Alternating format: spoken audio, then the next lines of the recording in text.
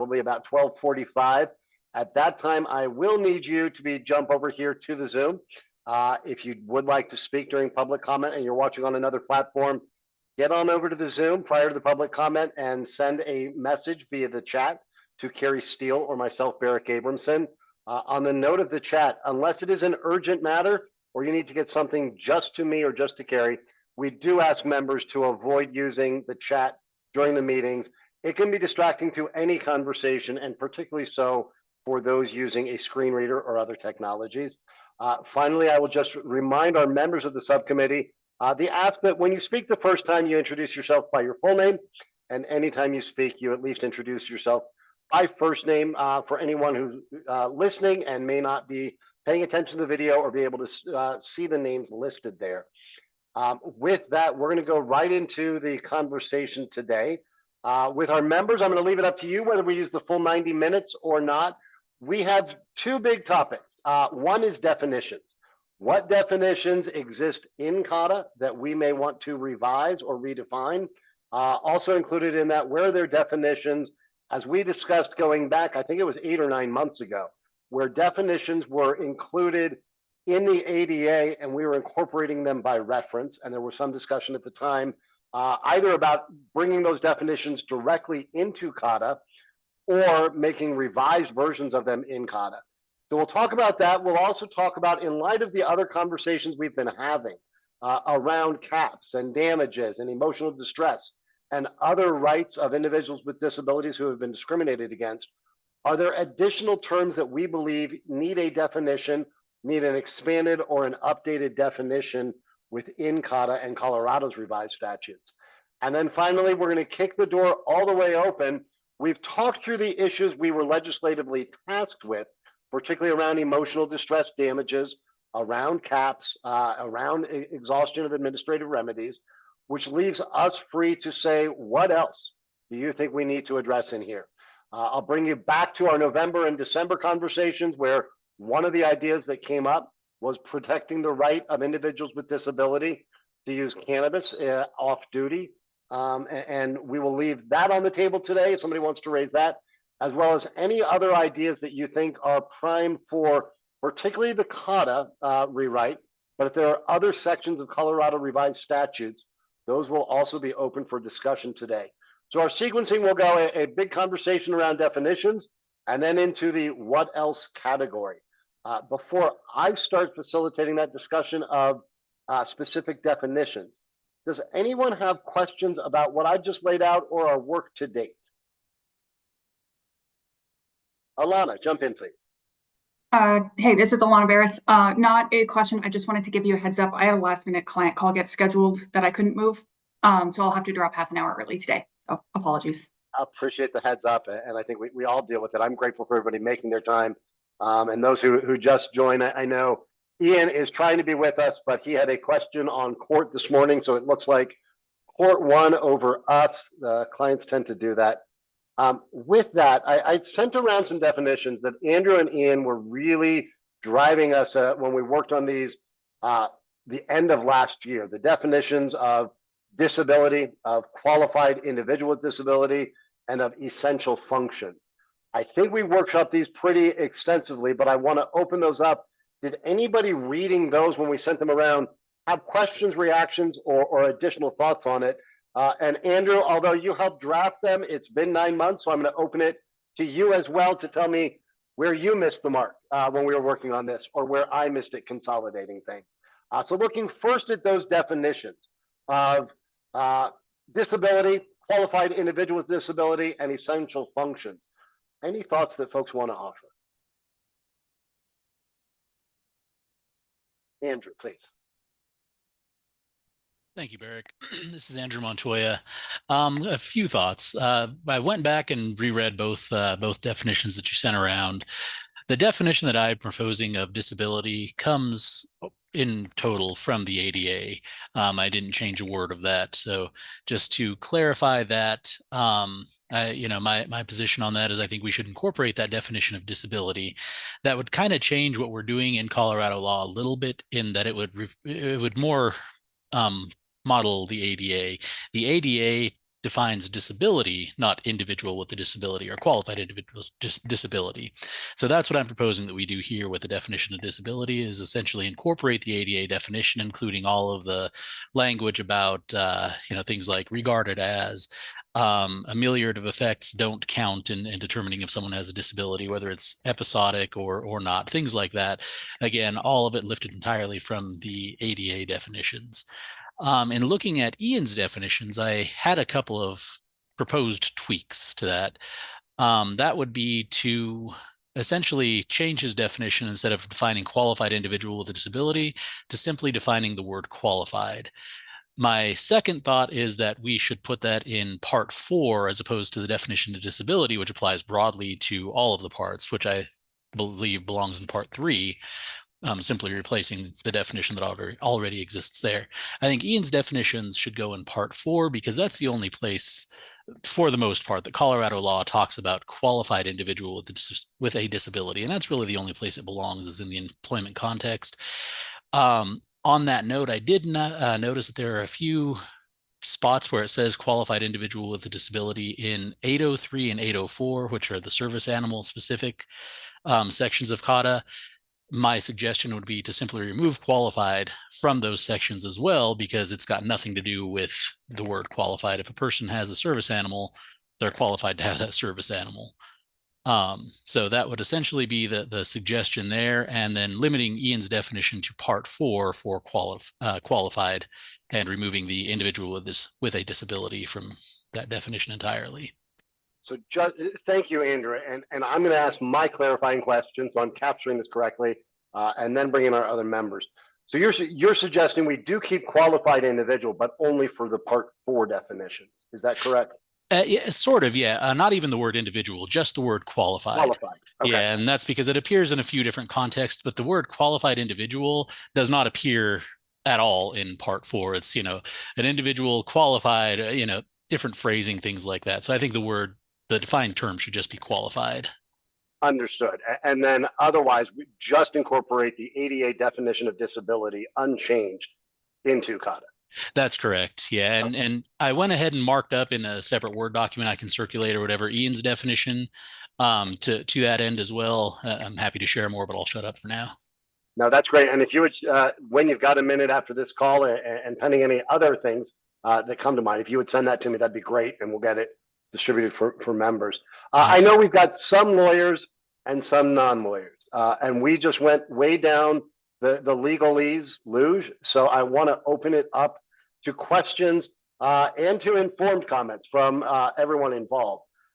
Does anybody have any questions about what Andrew's proposing of incorporating the definition of disability directly from the ADA into CADA and qualified only into part 4, and why we're not using what we had as language, which was the qualified individual? And I also want to open it for folks to ask questions, not just about the legalese of it, but if you have questions about the implications of what we're talking about.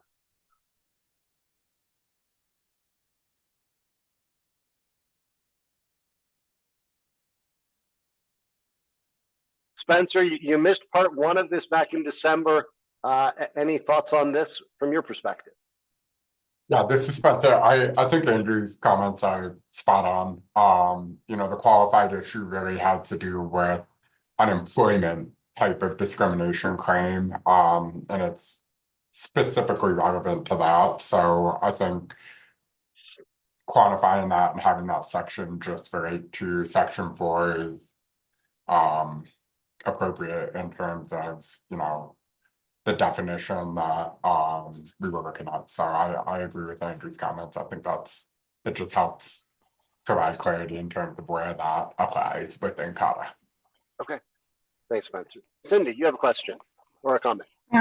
Yeah, this is Cindy Vaughn. I just wanted to clarify the comment with regard to service animals.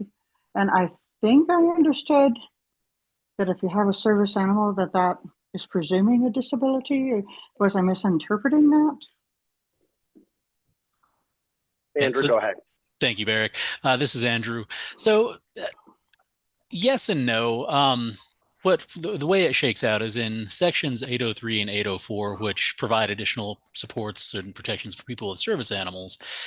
It speaks in terms of a qualified individual with a disability. So what I'm suggesting we do is remove the word qualified, simply because we don't need an additional hurdle for a service dog user to jump through. Is that person actually qualified? And qualified for what? Is it qualified for the program, service, or activity to which they were denied access? Or is it qualified to have the service animal? My opinion is that the word qualified simply does not belong in either of those sections. It should just be a person with a disability who uses a service animal, rather than a qualified person with a disability who uses a service animal. Okay. Okay. All right. This is Cindy. I thought I think I was listening too closely or something, and I thought you were saying dropping the person with a disability. So that's fine. You've clarified it. Lauren or Alana, any questions or feedback on these first two definitions we're talking through? I recall the conversations, and I think it sounds good. The qualified, as far as I understand, is talking about your qualifications for the job. So I am not qualified to be a brain surgeon. But I would leave the other legalese details to Alana. Alana, any thoughts, concerns? Yeah, this is Alana. I think the rest of the group has covered it. I don't really have anything to add here. Okay. Well then, Lauren, on your note of what we're qualified to do in terms of a job, I'm going to move us to essential functions for a job. We had circulated some language on this. I will invite all of our lawyers to weigh in and offer your thoughts on what the importance is of clarity in defining essential functions in CADA. You called on me. I'm going to have to take a pass on that. That's totally fine. Andrew, you want to weigh in on why our definition of essential functions, particularly as we're contemplating other changes to employment discrimination lawsuits, where this is relevant and what aspects of this come from ADA versus our own?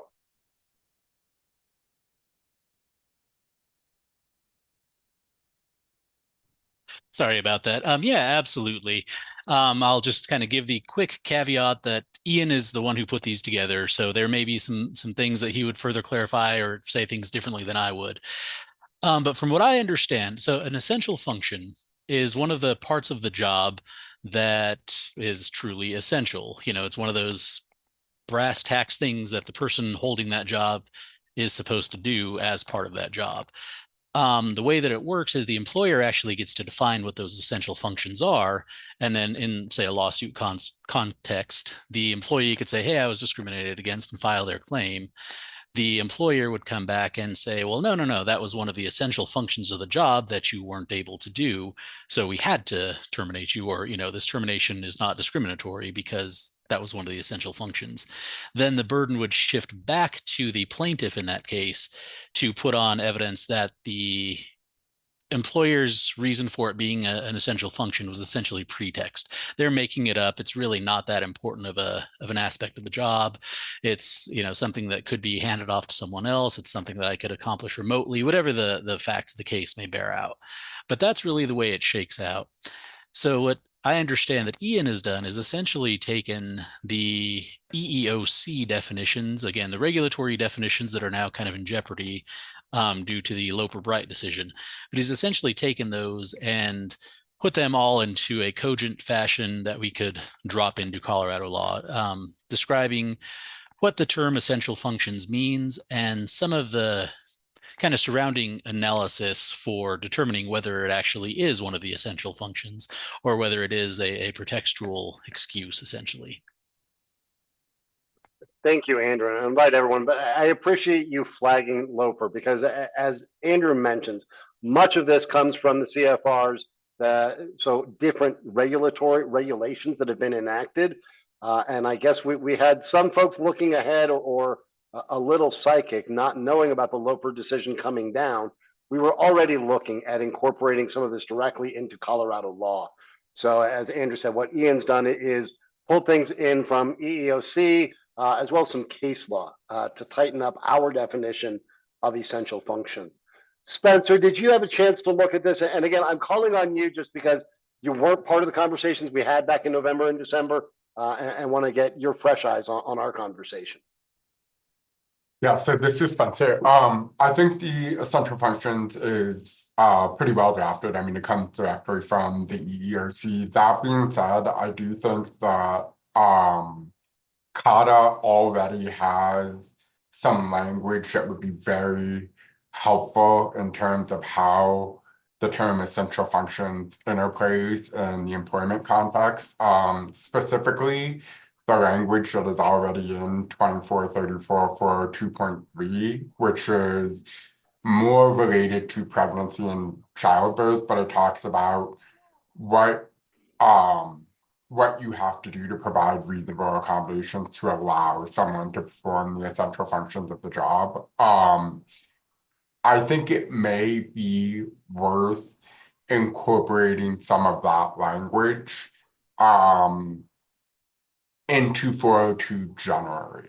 402.3 is somewhat it can be interpreted as a standalone, as in that it's only related to providing accommodations to individuals for pregnancy, childbirth, and related related conditions. And I think a lot of the language in there is just generally applicable, to individuals with disabilities. So I would want to find a way to incorporate 2434 for 2.3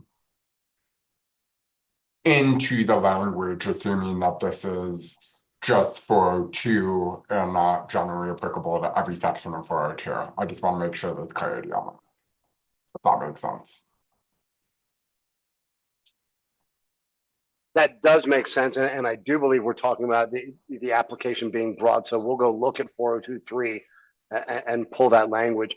Andrew, does that sit right with you that we incorporate that and address it throughout? Yeah, I believe so. And I mean, I think the salient point is that this entire concept is really an employment concept. So let's just keep it in part 4. So what we will do is we will pull that and look at language that we can add. And this is, as we've gone through this process with everything, we have one discussion. We then try to pull that together to make sure we're getting your input correct and share it back out with you. So that's what Carrie and I will do with this. And Spencer, I may bounce some things off of you, and then we'll get drafts out to the full group. With those 3 definitions set to the side for right now, and we'll send cleaned up versions of everything around. I'm curious if there are any definitions that have come to mind from any of our other discussions. And I will also highlight, I expect to come to this subcommittee with a whole lot of questions on definitions from each of our other subcommittees who are looking at things like what standard to hold housing owners to, or developers, or recreation. So we're probably going to need your input on whether to incorporate additional definitions or to hold by what we have. But I'm curious from the topics that we have focused on, particularly around damages, whether those are emotional distress or caps on damages, or things like exhaustion and timeline. Does anyone have thoughts right now on new definitions or additional definitions within the code, the statutes, that you think we want to take a fresh look at? And I want everyone to feel comfortable, even if you don't know what the definition should be. This should be a time where you can say, I don't know exactly how, but let's tackle this and include considerations of A, B, and C.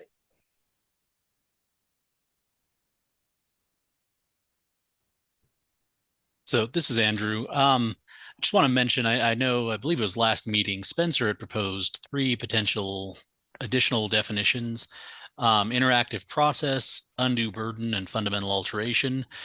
I think one of those at least may be fairly low-hanging fruit. Once again, there is regulatory definition under the ADA for undue burden. That is 28 CFR 36.104. And essentially it sets out kind of a 5-factor test that the court should look at when determining if something really is an undue burden. I would have no qualms with, again, incorporating that into Colorado law, since after Loper Bright, those regulations are in the air. And thank you for those reminders, Andrew. So I will get that one and circulate it. I'm hearing your point that no objection to incorporating as is. I will also circulate the exact language so that all members can take a look at how the ADA identifies undue burden. Do we want to talk about the other two, Spencer, that you had proposed last time? Yeah, so I could type out a definition. I have not done that. But I would be happy to send those to you back and, you know, maybe circulate those to the group. You know, interactive process, that's probably going to be based on case law, but it's been defined both within Colorado courts and federal courts. So I don't think that's going to be an overly challenging concept. I do think that those should come in the definition section, and I think one thing that we should consider and make abundantly clear is that whether or not the term interactive process is simply a term of art in terms of the burden that the individuals have under CADA, or whether or not it provides an independent legal basis for a cause of action. So for example, in California, a failure to engage in the interactive process is a standalone claim within the disability discrimination framework. So I think that is something that we would want to consider in terms of how it plays out. For a full definition, but I can email you on, and then maybe, you know, we can circulate that. I'm not sure I can just come up with that, you know, on the spot right now. You know, but generally, it's both parties have an obligation to, you know, engage in a back and forth to determine whether or not there is a reasonable accommodation. I appreciate that. And Andrew, I'm going to get you in here, and then I'm going to ask both of you. And understand a number of my questions are for those who are not actually on this call, but maybe listening to the YouTube later and either are or are not lawyers, and they're hearing us talk about these things and saying, why does it matter? So Andrew, I want you to weigh in on your thoughts, and then I'm going to ask each of you and our other members to offer your thoughts on why either a claimant or a respondent cares about what the legal requirement is for an interactive process. But Andrew, you had your hand up first. Yeah, thank you, Barrick. This is Andrew. And this question is actually for Spencer, just to kind of get an idea of how you're conceptualizing this. With respect to interactive process, generally that's been, you know, kind of a term of art for the employment realm.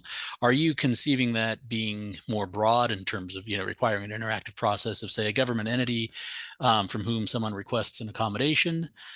And I guess I'll stop there. Yeah, so this is Spencer.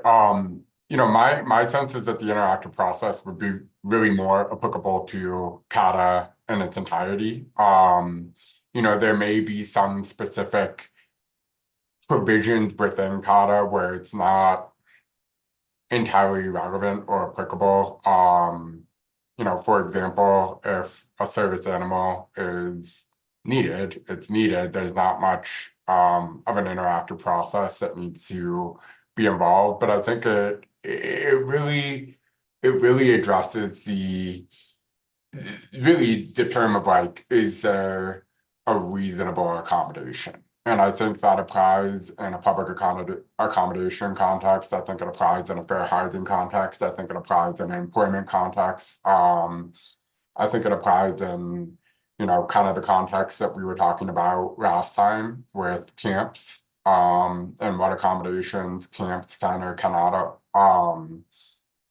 you know, provide for camp goers. So I think the interactive process, it should be something that is defined, and then I think it's something that we want to consider as an independent right of action, because I think one of the things that you see oftentimes is a failure on an entity, usually a corporation or a company that employs or is working with an individual who has requested accommodations, to really engage meaningfully. They say, here's what we can do, take it or leave it. They don't assess the individual's needs for accommodation. So I think the interactive process can play out in that form. And my understanding is that California and quite a few other states actually have a basis to pursue an independent action for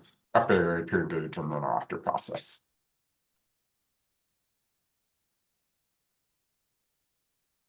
Andrew, I want to make sure that answered your question and your reaction or thoughts on this being, applying to all of CADA and not being narrowed to one aspect. Thank you, Barry. This is Andrew. Yeah, no, I agree that it makes sense to apply more broadly.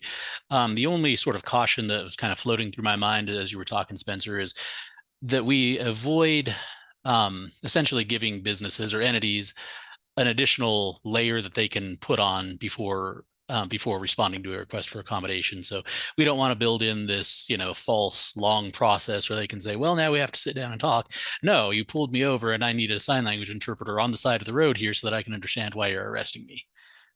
So just want to make sure that we have some caution around that, but I agree with it in concept. And Spencer, I'd love to get your thoughts first and then everyone's. We are now talking about an interactive process that can be intuited to be an element elsewhere in CADA. To my knowledge, we don't have other places in CADA, whether it's some of these employment claims or reasonable accommodation claims or others, where it specifically calls for or names the obligation of the respondent to have provided or engaged in this interactive process. Are you suggesting that other than including the definition that we also add the requirement to demonstrate that this interactive process existed and was offered in other places of CADA? So this is Spencer. I think the interactive process, at least my understanding, is that it provides an example of an entity's obligation and an individual's obligation to engage to determine whether or not there is a reasonable accommodation, whether or not there is an undue burden. I think it more illustrates the obligations on the parties. So I think to Andrew's point, maybe this is just something that belongs in the definition section rather than sort of creating, a separate cause of action or something along those lines. But I think it is important to have something in there explaining what the interactive process is and what it usually entails.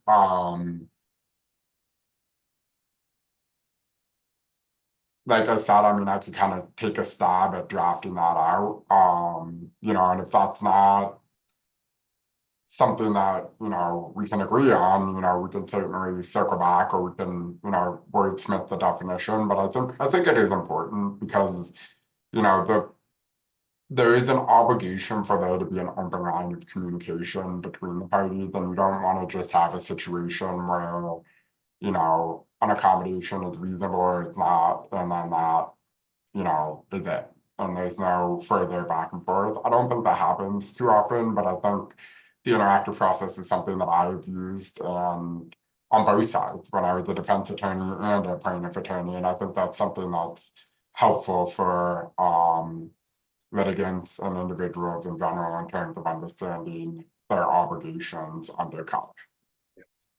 And again, as with all of these conversations, this is not me advocating for or against anything. It's me trying to really tease out details and make it as plain language, not just for this subcommittee and the exec committee, but anybody else who may be engaging. So I just want to be thoughtful that if we are going to incorporate a definition directly into the definition section, if we're going to include it, that we're all aligned on, and we can continue this on our next call, certainly, as that definition gets developed. But we're all aligned and clear on where it may be incorporated or where it may apply, whether that's an accommodation has been reached or denied as a result of, or that there was this opportunity, just so folks understand that when we define it, where that defined term may come into play. So I think we've worked through two of Spencer's. We worked through undue burden and interactive process. Am I remembering there was a third one though? Fundamental alteration. Thank you. Spencer, would you speak to that one for the group? Yeah, so fundamental alteration. So essentially the way it works federally and a lot of time by association within Colorado is once you know, an employee you know, or an individual with a disability has identified and requested a reasonable accommodation, the burden then shifts to the respondent or the defendant employer entity to demonstrate that the accommodation is either an undue burden, which may be, you know, an undue expense, you know, costs associated with it, something like that, or that it is a fundamental alteration. And a fundamental alteration means that the requested accommodation essentially changes the very nature of the services or employment or whatever it may be that the entity provides. You know, so if it was, I don't know, if it was like a swimming camp and someone couldn't get in the water, and they asked for an accommodation to attend the swimming camp, they couldn't get in the water, that may fundamentally alter the nature of, you know, what the camp does. So those are really the two recognized affirmative defenses that defendants have in the reasonable accommodation context. So I think it would be helpful to have those spelled out, you know, in the statute, in the definition, so that it's clear, you know, how that burden shifting framework works under Colorado. And Spencer, are you aware of somewhere either in federal law or in regulations where a definition exists that you would propose we build on, or are we drafting fresh?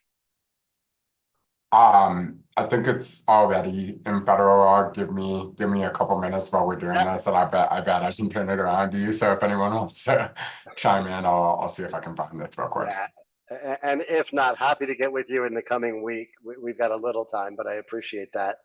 Lauren or Alana, any thoughts or questions about either the rationale or where this would come into play? Cindy, I see you coming off mute, and I did not mean to ignore you. I got a little confused by the email address, but I know that's you. I'm sorry it keeps coming up. That's okay. Cindy, did you have thoughts or questions on the fundamental alteration definition and what it is or why we'd want to incorporate?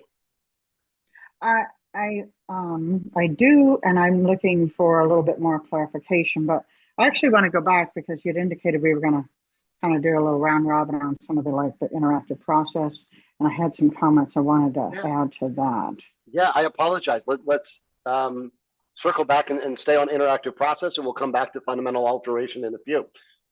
What's on your mind, Cindy, on the interactive process?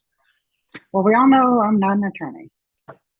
Having said that, I guess I want to know a few things. So I understand that we're trying to build some pieces in here to make sure that we're protecting individuals who are asking for reasonable accommodations, et cetera. But I wonder if, you know, we can, or maybe we can build in more options. So, you know, the best case scenario, somebody, let's say on the job, asks for a reasonable accommodation, I don't know, Braille display, you know, for example, you know, in my case, the employer says, sure, we're good to go. We don't need anything more than that. Obviously, requiring more than that would be unnecessary. But when there's, you know, a question on either side with the attorney or not the attorney, with, you know, the employer in this case, or the potential employee, you know, to maybe, can we require interactive process be, you know, take place in a timely manner, except in exigent circumstances. Now, I understand that we're talking about doing this across the board. We're talking about doing it in housing. We're talking about doing it, you know, in cases where we're looking at public accommodations. But I'm just wanting to know, are we, or can we say these things will take place when there is some dispute or disagreement between the two parties? And is there a possibility to even say in the interactive process, you know, bringing in a subject matter expert? These are just questions that come to my mind. Yeah.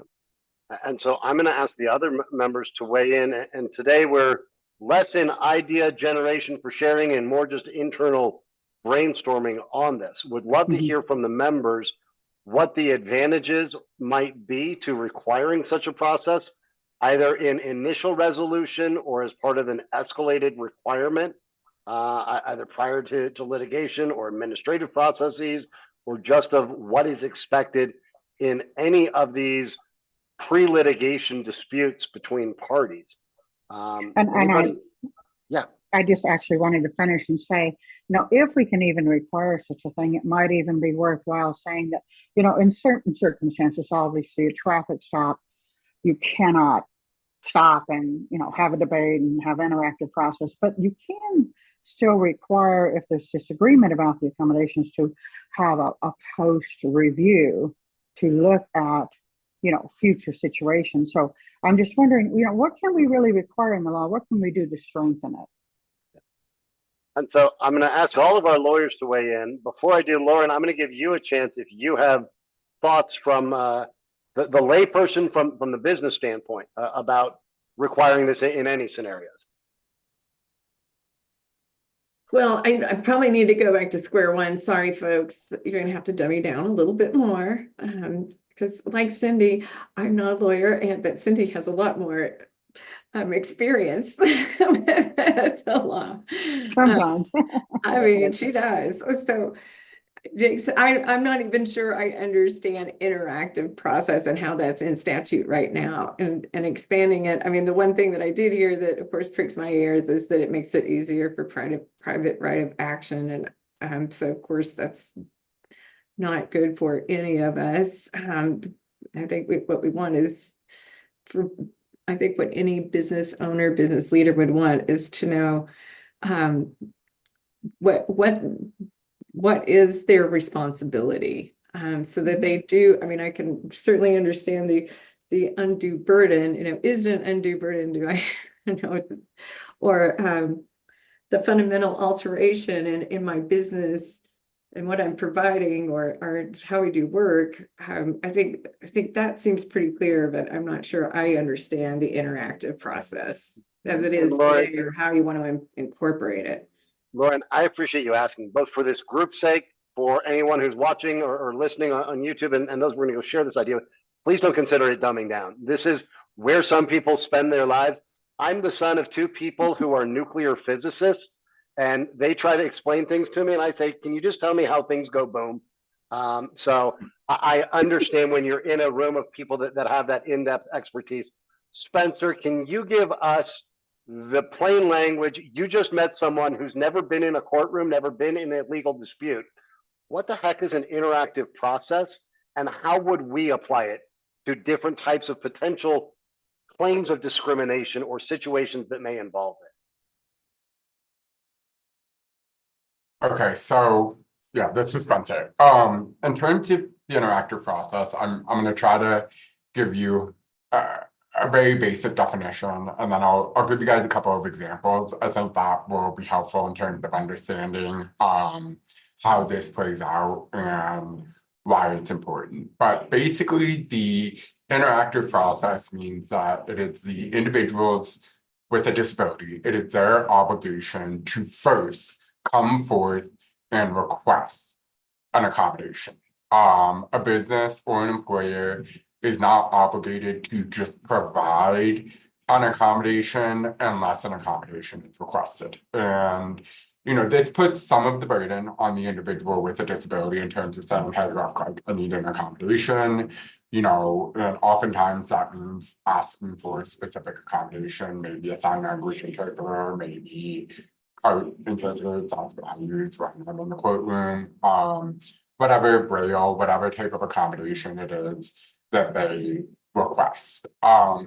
Then what the interactive process basically requires from the employer or the organization is to come back and ensure that they are having a discussion with the individual about the accommodation that is requested and not just simply saying yes or no. So for example, if some employer owns a dog grooming shop and they have one employee who they hired full-time who is deaf and needs ASL interpreters to communicate. And that employee comes to the employer and says, I need an ASL interpreter 20 every single minute that I'm in the dog grooming shop to be able to communicate, right? And if they're working 8 hours a day, 40 hours a week, for the employer, they may argue that that's an undue burden for them to have to pay for an ASL interpreter, 40 hours a week for this person who is a 2-person shop in the grooming, right? So the interactive process would contemplate the employer not just simply saying no. It would be, okay, well, can we provide ASL interpreters during scheduled appointments that you have with customers so that you can communicate with customers, during that time? Or, can we work with you to have on-demand ASL interpreters at certain times?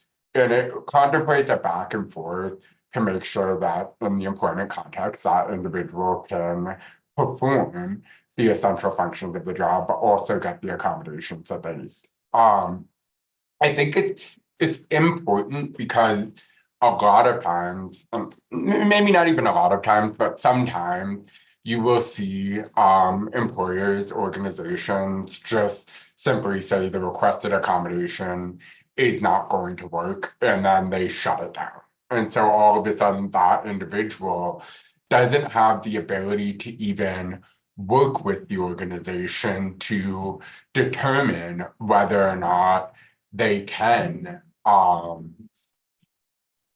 gain access to either the public accommodation or the employment. So recently I actually had a case that went to trial where we had an employee who requested a 1 hour later start time based on a lot of the medications that she was on, and the employer after they hired her, they revoked the job offer because they said that the core hours were an essential function. But what they did not do is come to the employee and say, hey, can you be available in early in the mornings on Sundays when we have meetings? And there was just no discussion about that whatsoever. And so the essential function or the interactive process basically provides an obligation on both the individual to say, first, I need an accommodation, here's the accommodation I need. And then it provides an obligation on the company or the employer to say, we're not just going to shut this down without a conversation. We're going to engage with you to determine whether or not there is a reasonable accommodation. Oftentimes, I would say the vast majority of the time, the answer is yes, there is a reasonable accommodation. But in those certain circumstances where maybe there's not, that at least provides the opportunity for both sides to work with each other to try to say, okay, we're able to provide a reasonable accommodation in this context. This is Lauren. Thank you, Spencer. I appreciate that.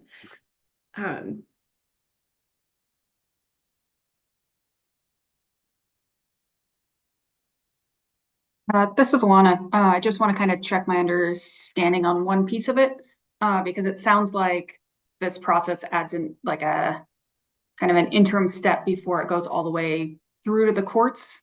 which on the one hand increases the number of, I'm going to say cases for lack of a better word, going through this process that might not make it all the way to the courts for good or bad, but also it seems like it would be nice. It's potentially faster than going through the official legal system, and potentially would allow both sides to come to a nice resolution because it's forcing that conversation. And is that, am I kind of correct in understanding that that's how that kind of impacts things? Yeah, so I'll jump in. This is Spencer again. The answer is yeah. I mean, the hope is that if the interactive process is defined in the statute, it will, I mean, the hope would be that it would eliminate the need for litigation in a lot of cases. So what happens in a lot of cases is you'll have a situation where someone makes a demand for an accommodation. That demand may not, that an organization may say no, right? And then that individual may go file a charge of discrimination, or they may retain an attorney, and that attorney will oftentimes send a letter or something before they just outright file a lawsuit. And so long as there's a back and forth, it gives the individual and the organization an opportunity to engage in a back and forth before going to court. And that's ideally, I mean, ideally, the hope is that if there is that back and forth process, you can reach a resolution before you get to the point of going to court. So I think the interactive process is designed to really kind of force organizations and employers to work with the individual with the disability. And it's also designed to make sure that individuals with disabilities make sure that they make their needs known. You can't just rely on a presumption. So I think defining that in the statute would be helpful. And I think it would allow for a little more predictability on both sides of the aisle in terms of how a case may go by the time it gets to that point.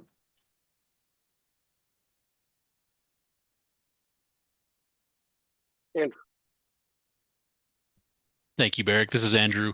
Last thing I just wanted to kind of clarify, mostly with Lauren's earlier comment in mind, is the interactive process is essentially just that conversation. It doesn't necessarily have to be paired with a private right of action. Spencer had mentioned doing so, but they're not necessarily part and parcel. The interactive process is simply just that conversation. And I want to make sure we're all clear. Spencer, you're not talking, or let me ask, are you talking about getting specific and prescriptive in defining the interactive process and the requirement, or just defining the range of what it is in this back and forth between the parties in some type of dialogue? Yeah, I mean, again, this is Spencer. It's really just defining or outlining the definition section. So I mean, that would be really 24, 34, 301, explaining what it means to engage in the interactive process. And I think to Andrew's point, a lot of times that's just a discussion, nothing more. And it's just ensuring that that is taking place versus just outright saying no without any sort of discussion or analysis to what accommodations can be provided. Thank you. I just wanted to make sure we were all on the same page about where we're going with this. Alana, Lauren, you both feel comfortable with what we're talking about here?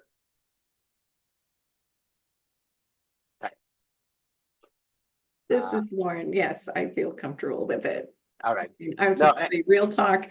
It sounds like it would make sense for anyone. Why wouldn't you have this back and forth dialogue? And how do you define common sense in the law? I mean, that's, I think it's one thing we can all agree on. Really. Lauren, I have been working for 20 years to try to bring common sense to public policy. I'm not going to promise it here, but we'll make a big step forward. Cindy, any thoughts from you or questions on this one? Cindy may be dealing with, there we go. I didn't know. Cindy's got hands full with the Hey. grandbaby. I do. You know, I'm not sure that my question's really been addressed, but I guess my question is, why have a definition if we have no prescriptive requirements?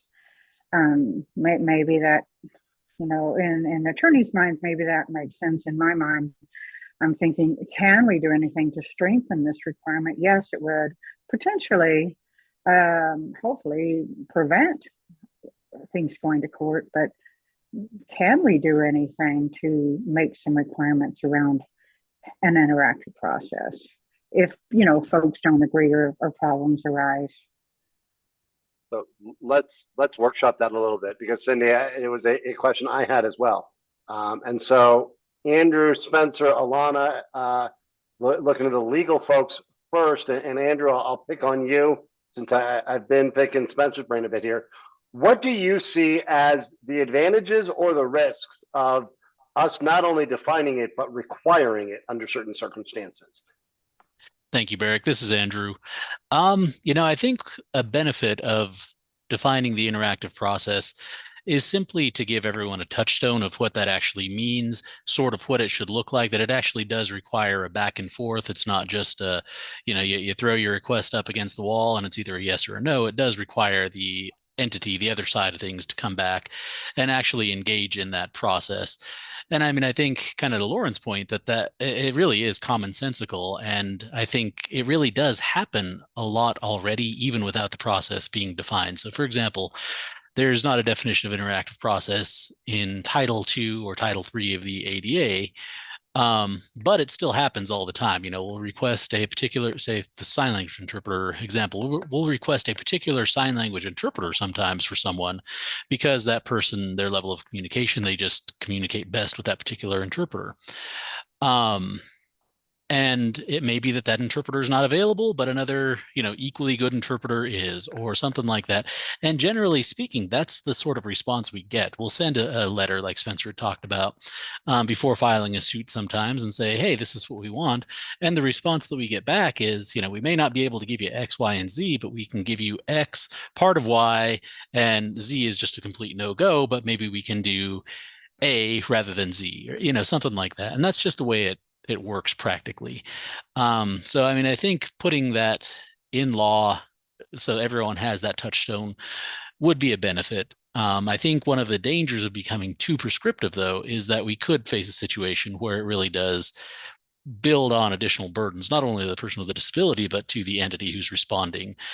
Even something as simple as timelines, if we get much beyond the touchstone of reasonableness, essentially, what's reasonable in one circumstance may not be reasonable in another. I worry that we may be adding that additional layer, which is something I don't think I would be in favor of doing. Yeah, and this is Spencer, just building on top of what Andrew said. I mean, I think ideally, we would love to have sort of like requirements where you could say, a covered entity must respond within 24 hours or 48 hours. But kind of to Andrew's point, every circumstance is different. Requesting ASL interpreters for, a show that you want to attend that is, a week away, may be very different than requesting, accommodations on a standardized test or something like that, where there may be a little bit more time that is needed to analyze the requested accommodation. So I think the interactive process really needs to be designed to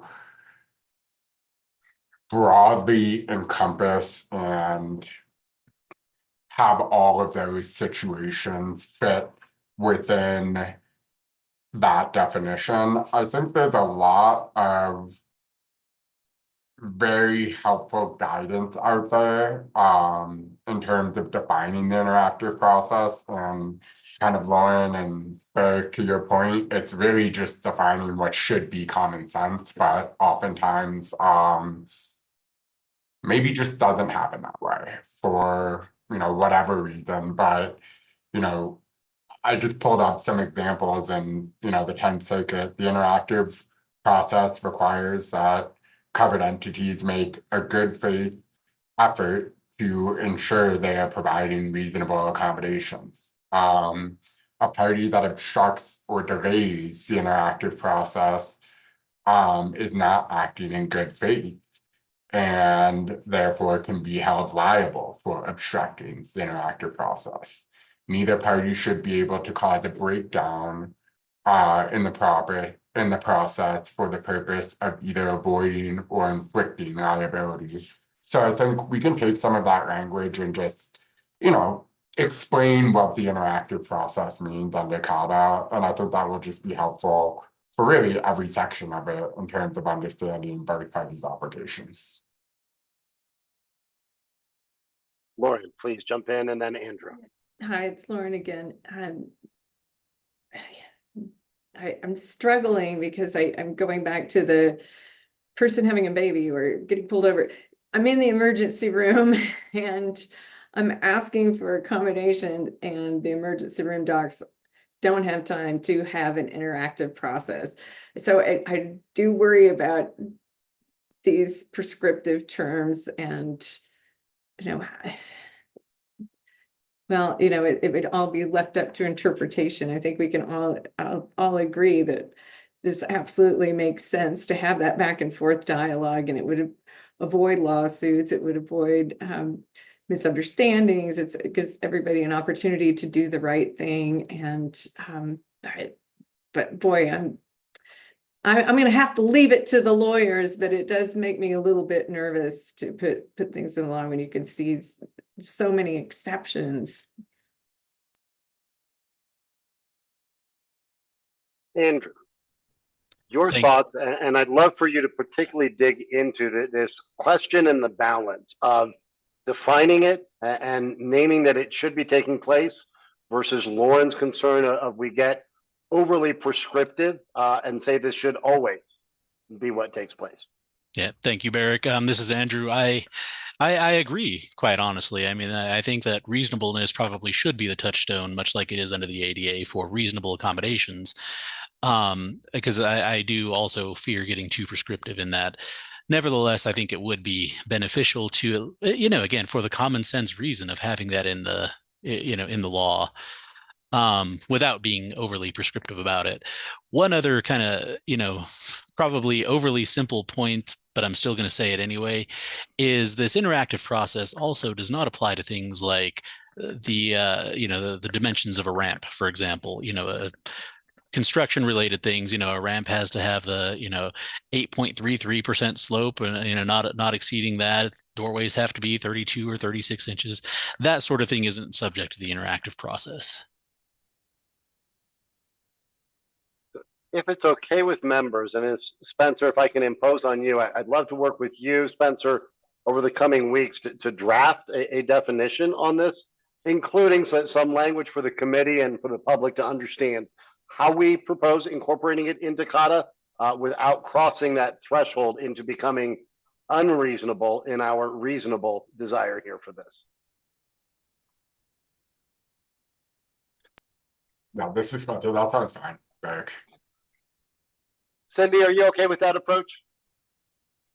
Yes, I just want to, add the comment that I think I mentioned this the last time that, unfortunately, just the example that Lauren brought up, the problem can be and is that sometimes because there are urgent situations like mom in labor goes to the hospital, she's deaf, and the only option they provide is the voice over internet, which is essentially, your interpreter through a TV screen that's fixed to the wall. And that has happened where the only option that person had throughout their entire labor and delivery was that interpreter for their entire medical team. And maybe in that situation, there wasn't anything else, but in this particular situation, stuff had been brought to the medical provider before, and there was nothing that required them to take a look at it, even in retrospect, to say, what can we do differently? Because this is obviously not a good situation for someone. So I would just urge you to, take a good look at how we word this. I like the way, Spencer, when you were reading that, it added a lot of information that makes it clear that, really the interactive process is expected when it can take place. That's really what I'm looking for. But it's important to not give too much to the idea of, oh my goodness, then we're going to overwhelm employers or potential entities such as a medical provider with things they can't do. I wish that was the problem. We have more of the other, and something I've said all along. Right now, the law is not working, so we really do need to do what we can to strengthen it. Thank you, Cindy. Spencer, you had your hand up. Yeah, I mean, I think just really briefly, just building off of what Andrew, Cindy, and Lauren have all pointed out, the interactive process is going to be a factual type question, based on the circumstances of every case. So what is applicable, Lauren, in a situation where you're rushing to the emergency room and the hospital has no notice of what requested accommodations would be very different than if the hospital had a week notice or a month notice. So the purpose of drafting the obligation to comply with the interactive process is just to kind of explain this is what HADA envisions, but then how it applies in each circumstance is going to depend on the circumstances of that case. So it's not a one size fits all approach. There's no timeline deadline because every situation is different. It's just, this is a discussion that needs to be had. There needs to be a good faith effort on behalf of both parties to engage. Okay, so I will work with Spencer. We will get some draft language. And Kara reminds me, we ended up drafting a full page of background information to go with what is already up on the website, explaining some of the reasons. And I think we'll look to include some background information and explanation here so it doesn't overwhelm and give folks the idea that we're going to require unreasonable actions here. Spencer, we had a third definition before I looped us here. Let's come back to that. And then I want to go to whether there's other definitions or the bigger question of ideas.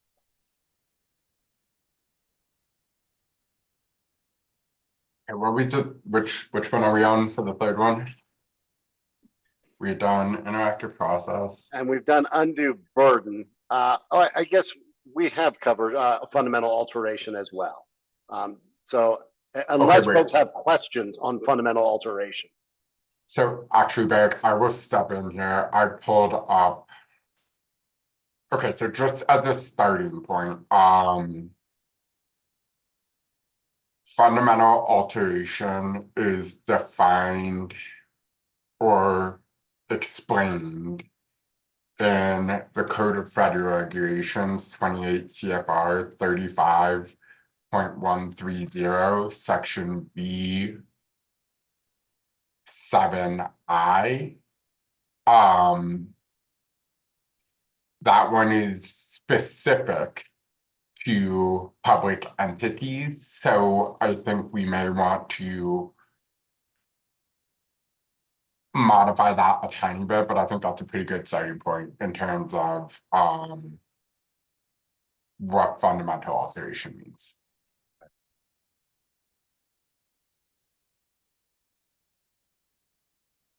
Any questions or requests as we take that drafting offline?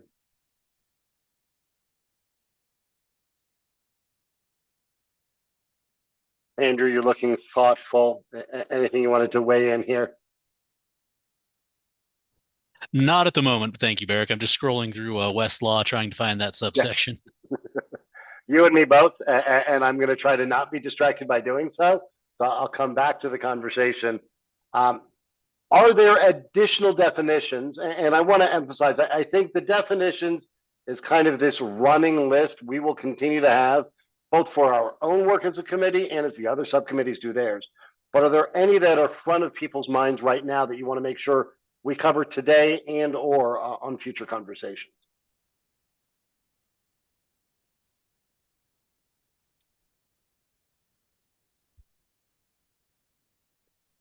Okay, this topic remains very much open. These definitions are so important to making sure that we get these right and that there isn't that misinterpretation left after the fact. Where I do want to go, though, in the next 20 minutes, and we'll continue this on our next call, is the big question, because our charge was to address these handful of things and other topics related to the rights of individuals with disabilities that you all think we should address in law. So I will first bring up, again, with no advocacy from me, just reminding folks what we talked about in December. There was a suggestion that we specifically protect the right of individuals with a disability, their off-duty use of cannabis for medical use. Does anybody want to speak to either the original idea, because I don't remember who it was that floated it back in November, or just the idea itself and how we may want to craft that proposal?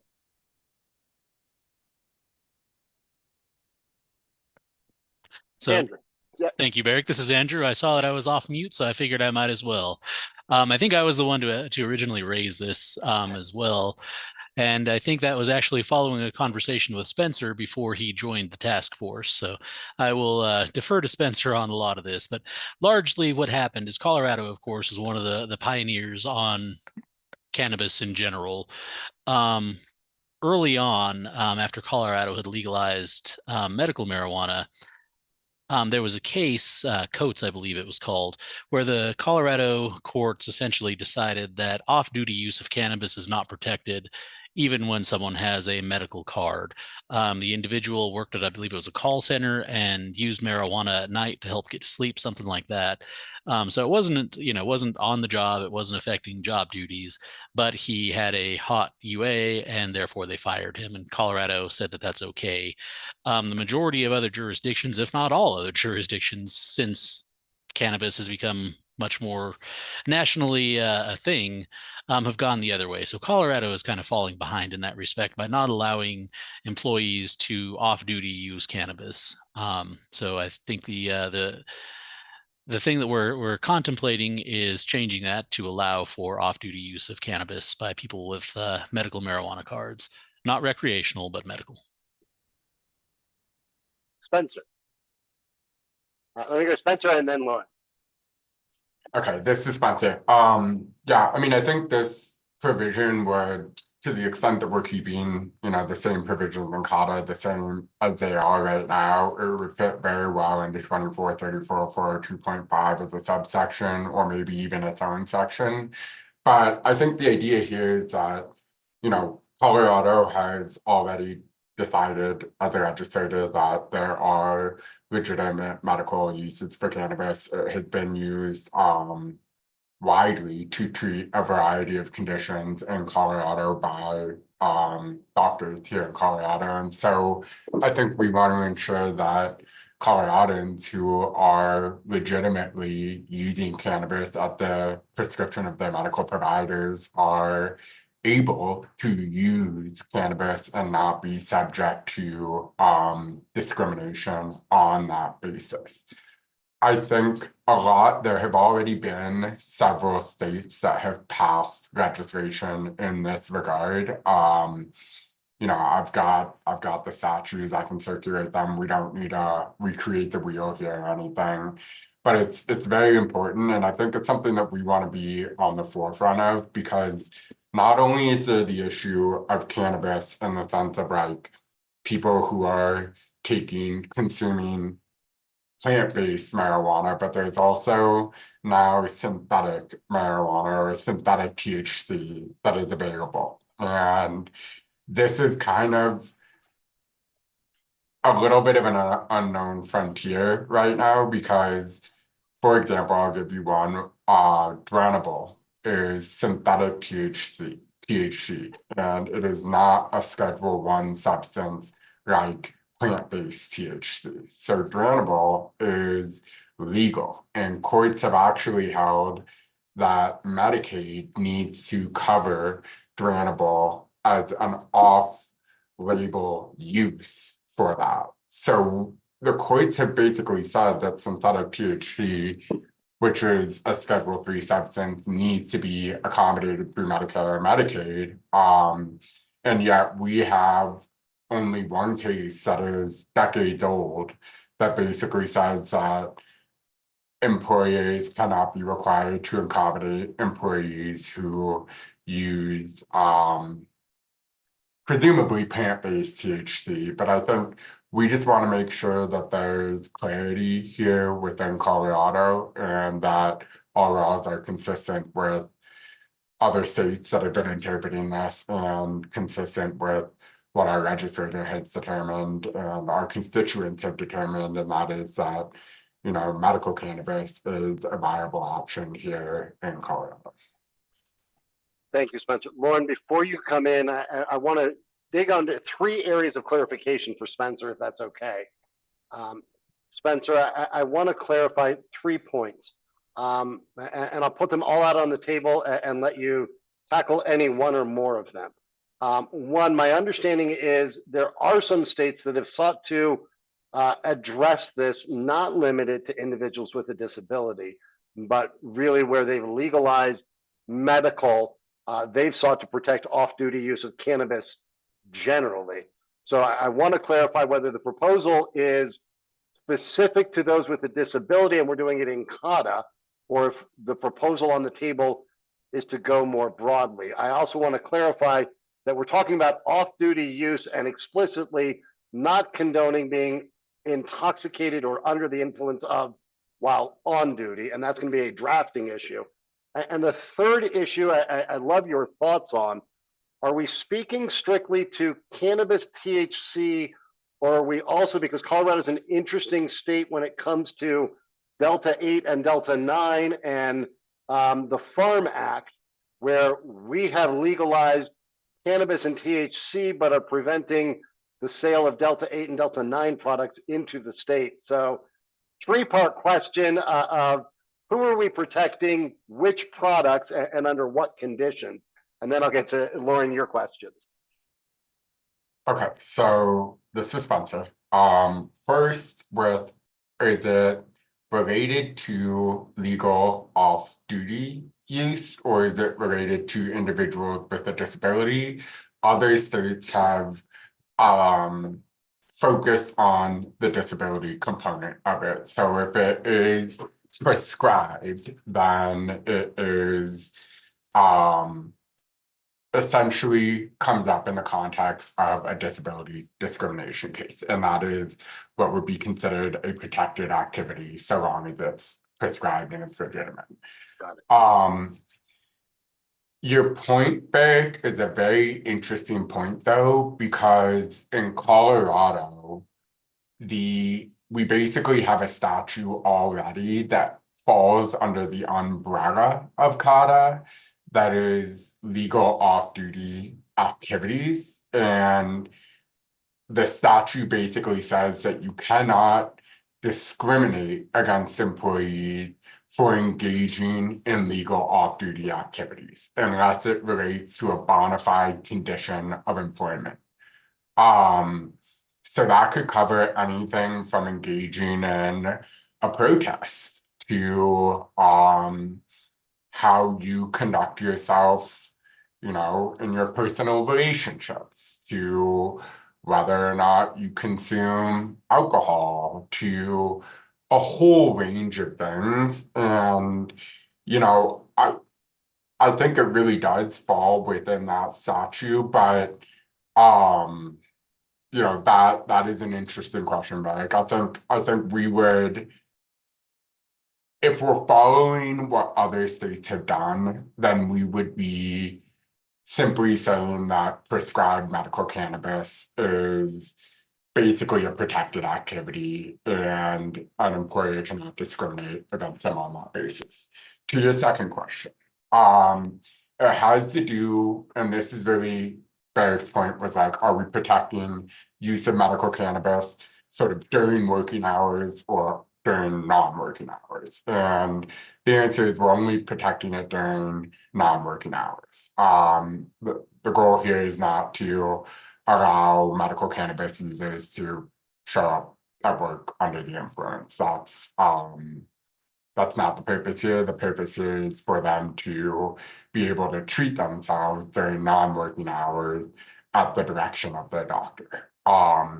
For example, right now, I know that there are a lot of people who come to Colorado specifically because medical cannabis can be used to treat cerebral palsy, to treat chronic pain, for many other reasons. And sometimes people are confronted with a situation of, do I want to treat using opioid-based medications, or do I want to treat using cannabis-based medications? And right now you can do it using opioids, but you can't do it using cannabis. And arguably opioids are a lot more harmful to individuals than medical cannabis. But the focus is allowing them to obtain treatment at the direction of a medical provider during non-working hours. And then the third part of it, what was the third part of it again, Beck? The third part gets into this interesting market we have here between cannabis with THC versus Delta 8 and Delta 9, which, however, it came to pass that the Delta 8 from the hemp plant, which is protected by the Farm Act, but in Colorado, while we've legalized cannabis, we have made it not legal to import Delta 8 and Delta 9. And I wanted to clarify, are we intending that the law would allow for anything that can be legally prescribed in the state? Yeah, it would be really to not have that distinction that sort of exists in the federal government.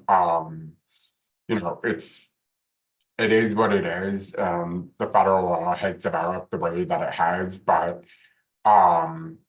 essentially THC that comes from a plant, like a marijuana plant that's grown, is going to be a Schedule I substance. Identical THC that is created in a lab is going to be Schedule III, and it's legal.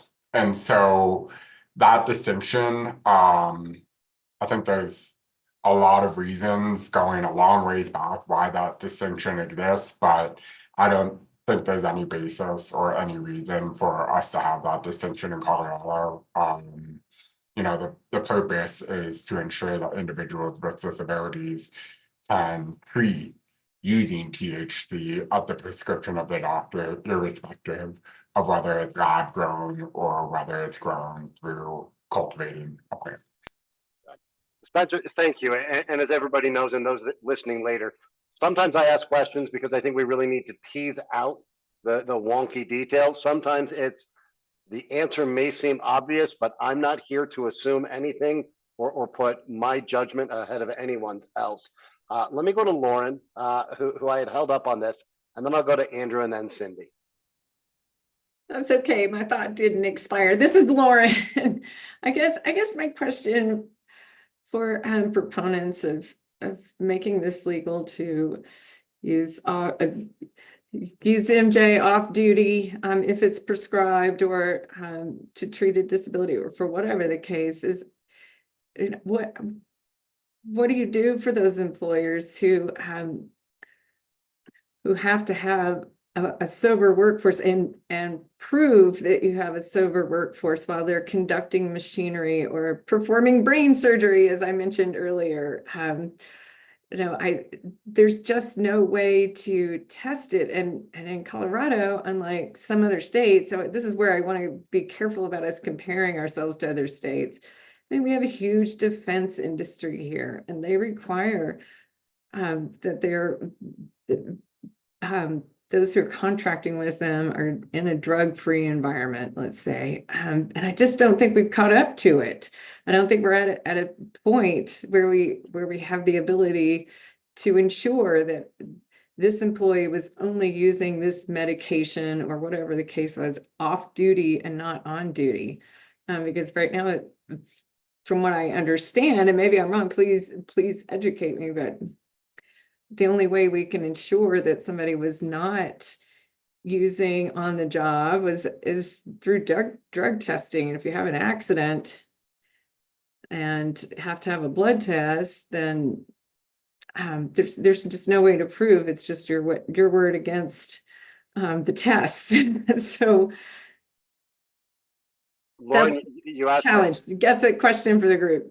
Yeah, you asked a fair question, and Andrew, you had your hand up, so I'm going to go to you on this, and I'll complicate it even more for you.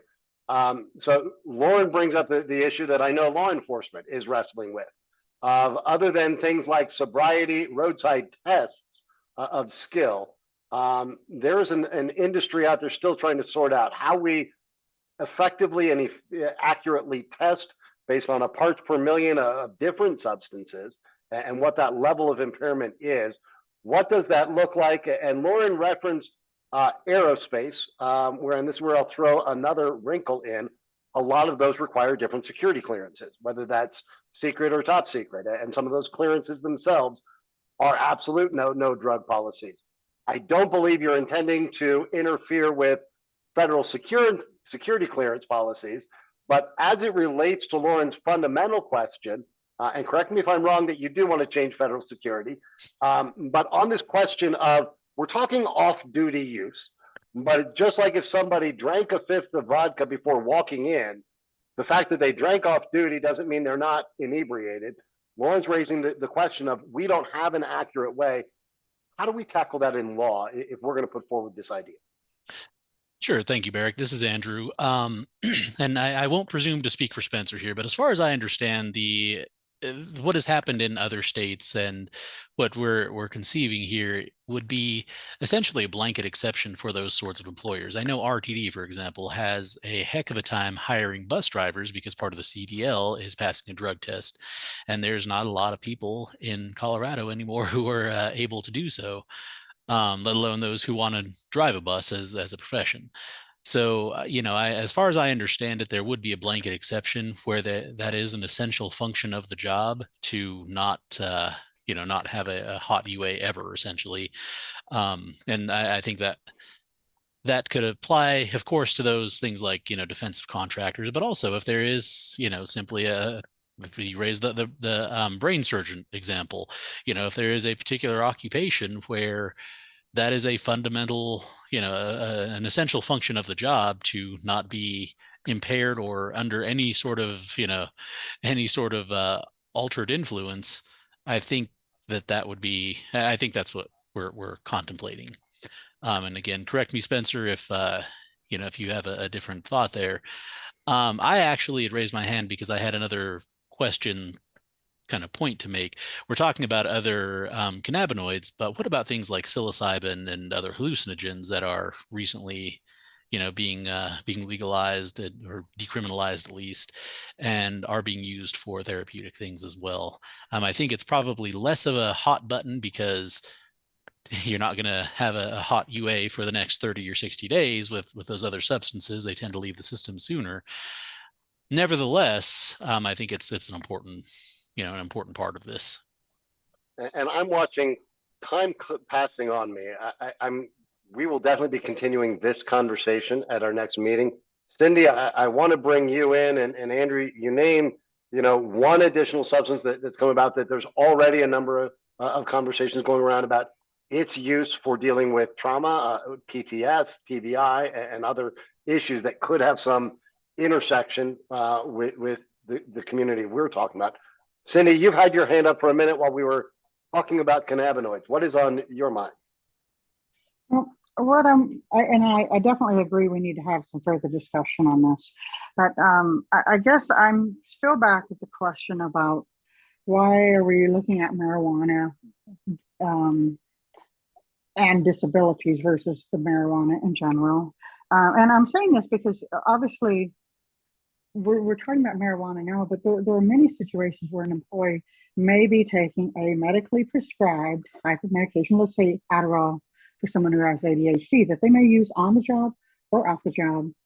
In that case, it's kind of pretty clean in and out of the body in a short period of time. But the fact is that there are many situations, like opioids, where a person may be doing something that the employer wouldn't tolerate, but if the employee says, I am using this and it's medically prescribed, the employer does have the option to say, we need to talk to your doctor and let them know the essential functions of the job, like driving a bus or operating machinery. And will the doctor sign off that this is something that you're safe to do while taking this medication? So I'm wondering, A, why we're trying this to a disability. Do we need to? And if we do, that's fine. But B, are we not just, is marijuana not just a piece of a bigger picture? Cindy, I think you raised good questions. I want to keep the conversation going. We're down to 4 minutes. I'll just remind our next meeting is Monday, September 9th at 11:30. We'll be circulating things between now and then. Spencer, do you want to speak in our final few minutes to Cindy's question about, one, we are the task force related to the rights of Coloradans with disabilities. So Cindy, I think that's why we're speaking to the protected rights of that community. But Spencer, I'll let you speak to that, as well as Cindy's broader point that we may be talking about different substances, whether pharmaceutical or other medically prescribed, particularly as Colorado stays kind of ahead of the nation on what we are decriminalizing, at least. Yeah, so this is Spencer. I think first, just about on Andrew's point, other statutes that have been passed preventing employers from discriminating against individuals who have been prescribed medical cannabis do come with exceptions and language that allow certain employers, for example, like a brain surgeon or someone like that, to put restrictions on that, someone who's operating heavy machinery. So it's not just a blanket outright every single employee in the state of Colorado, to the extent they have a prescription, can consume THC at the direction of the doctor. So I do want to just make that point. In terms of the broader scale, I mean, I can just say I've seen this come up the most in the context of medical cannabis, but I do think Andrew and Cindy brought up a good point that this would apply to other, whether it's psychedelics or other medications that individuals are taking at the direction of their treating physician. And I don't think it necessarily needs to be written in a way that it is limited to THC. I think it would be a substance that is legal in Colorado, and specifying that CADA is applying Colorado law, not necessarily federal law, in terms of interpreting, what accommodations are reasonable in the context of CADA, which, I mean, I think that's the whole point. CADA, the ADA is the floor, and the federal government is going to do what it's going to do, and then Colorado has the ability and has demonstrated that it does have its own laws related to disability discrimination, and it's somewhat backwards that Colorado courts utilize federal classifications for certain drugs that have been legalized in Colorado by Colorado voters. So I think CADA can certainly clarify that the standards that we're using in determining whether something is a reasonable accommodation is the Colorado standard, not the federal standard. Thank you, Spencer. Cindy, did you have an additional comment? Was your hand left up? Okay, gotcha. No, and I know you've got your hands full over there. I'll lower it for you. I think we have planted a seed for a future discussion here. I do want to make sure we give adequate time. I will also ask each of you, particularly on this question of medical cannabis, if you have requests for research around it, whether that's examples of what other states have done, what we know about testing and screening for the effects being in the body or not. We will certainly get that research for you. Again, we didn't have any public comment today, which is why I was able to continue our conversation straight through. If you've got questions on the cannabis issue, if you've got research you'd like brought back as we continue this conversation, reach out to me. Otherwise, I will follow up with each of you, and particularly with Spencer and Andrew, to clean up some of these definitions, circulate those well in advance of our next meeting on September 9th. You should also have received that notice that we've got additional ideas for you to review in the Google Drive. Andrew already went in there and suggested some alterations or minor splits of those, which I appreciate. Otherwise, I appreciate you all jumping on for another 90 minutes. I hope you felt it was a productive conversation. We'll follow up by email, and we will visit with you all again on September 9th. Thank you all very much.